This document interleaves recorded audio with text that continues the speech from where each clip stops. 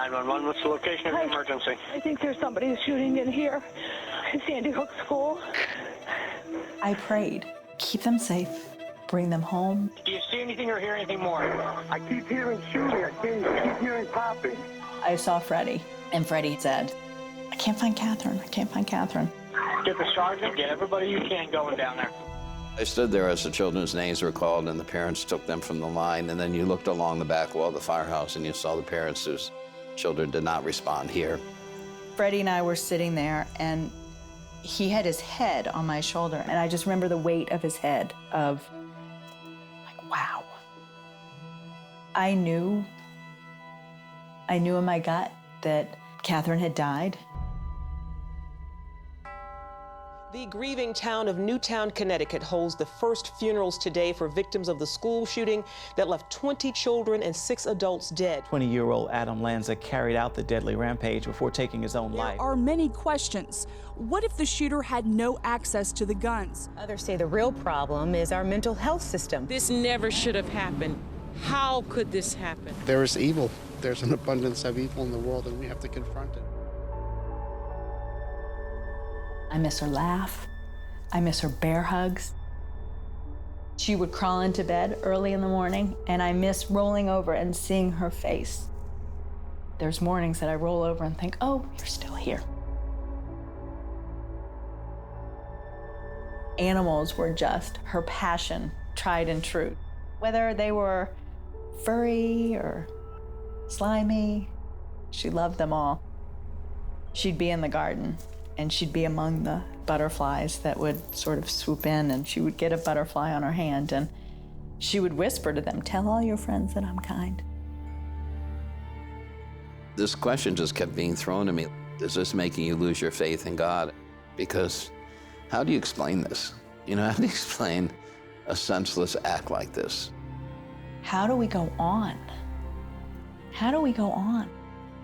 There was so much sadness, so much weight, so much pain. The quiet that ensued after Catherine died was just painful. I knew I had to do something in this church. I came back here, it was 2 hours before the service, and the church was already filled. And people were just forming their own prayer circles. Some were just singing Christmas carols. It was very clear to all of us that light is not going to be overcome by darkness. The getting used to the new normal, it was hard. We would start to talk about Catherine, and then someone would go, I can't do this. We each had those moments. But in getting through that, it drew us closer together. It forced us to depend more heavily on God. And somehow between 12/14 and the funeral, and then putting Freddie back on the bus and sending him to school, in each of those moments, I haven't had to worry about what to do. In so many days when I am just sad and I just miss Catherine, the sun comes through the kitchen and warms me like you would think that I had the heat on full blast. Just God reaching in and saying, I'm here. He knows my disappointment and my heartache, and that's okay because God's bigger than that. We had written her obituary and had said, in lieu of flowers, please donate to the Animal Center of Newtown. Within 2 or 3 weeks, they had received over $100,000 in donations in Catherine's honor. They had shared that they would like to build a sanctuary. And as they described their vision, I saw Catherine, I felt Catherine, I knew in my heart that this was the road that we needed to take. Every decision that we've made, from design to programming, she's at the heart of it all. And in so many ways, in so many moments, I feel like it's that place where heaven and earth connect, and I can be with Catherine, and oh my gosh, what a gift.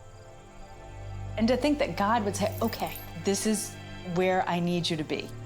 That he would entrust all of the people that he's brought into the fold with such an awesome responsibility.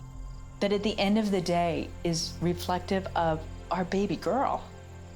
Oh my gosh, what an honor. I have come to an understanding that she was never mine. She's God's. He's brought her home. We're here because we still have work to be done. He has a purpose for us. He has a purpose for Freddie. Freddie's journey's not done. Catherine's was. I can't be angry about that. Do I want more time with her? Yes, absolutely, positively. What I wouldn't give for one more day. But I don't want to take heaven away from her. I don't. We rest in hope, knowing that there will be a day when we'll see her again. What do you have if you don't have faith? You can get very disheartened, you can get very discouraged, you can give up, you can feel like, why bother? We all have to reckon with that because we don't know at any moment what can happen. And I think we have to be able to find some peace within ourselves. And I don't know a better place to find peace than prayer. When Catherine died, I felt like I was a faithful person. I wasn't even scratching the surface. There was a time when prayer was reserved for when the house was clean. I had a few minutes and it was quiet and it was the setting that God would want. Like, okay, here I am and my house looks perfect and I'm dressed and aren't you happy with me? Where now it's a constant dialogue. It's open my eyes to see you, open my ears to hear you, and give me the courage, dear God, to do what I'm supposed to do today. We were asked to carry a huge cross. And what are we going to show the world? Are we going to fall on our knees in weakness? Are we going to be like Christ and get up again? It's still hard to drive down that road. It's still hard. But the lessons and the stories and the incredible gifts that these little children at 6 and 7 left the world, you realize you have to go on. The days where I'm like, oh, this is too much. I think of her leaning over the counter, determined that she was going to write her name perfectly. I only hope that we walk with such grace and poise and leave the legacy that she has left us.